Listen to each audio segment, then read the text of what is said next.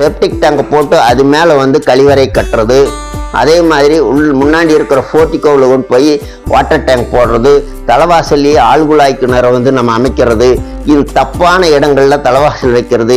அதே மாதிரி அக்னி மூலையில வந்து கிழக்கு பார்த்து வீட்டுகளினுடைய வாயில் அமைக்கிறது, இந்த மாதிரி எல்லாம் செய்கிறதுனால கிட்னி கேன்சர் இந்த மாதிரியான பிரச்சனைகள் ஏராளமாக வருது. அப்புறம் ரொம்ப முக்கியமான விஷயம் என்னன்னு கேட்டிங்கன்னா, ஒரு 30 வருடங்களுக்கு முன்னாடி இந்த மாதிரியான டர்ஸ் பில்டிங்குகள் எல்லாம் அதிகமாக கிடையாது. அன்னைக்கு கிராமங்கள்ல இருந்த வீடுகள் எல்லாமே ஓலை வீடுகள், ஓட்டு வீடுகள், இந்த கூம்பு சைஸில் தான் நம்ம வீடுகளை கட்டிட்டு இருந்தோம்.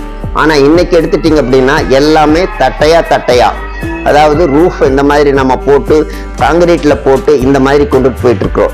எங்க பார்த்தாலும் அதிகமாக வந்து நம்மளுடைய கூரைகள் தட்டையா இருக்கிற காரணத்தினாலேயே நம்மளுக்கு நோயும் நம்மளோட அறிவு குறைபாடுகளும் நிறைய நடக்குது. அப்படிங்கிறது என்னுடைய அசைக்க முடியாத ஒரு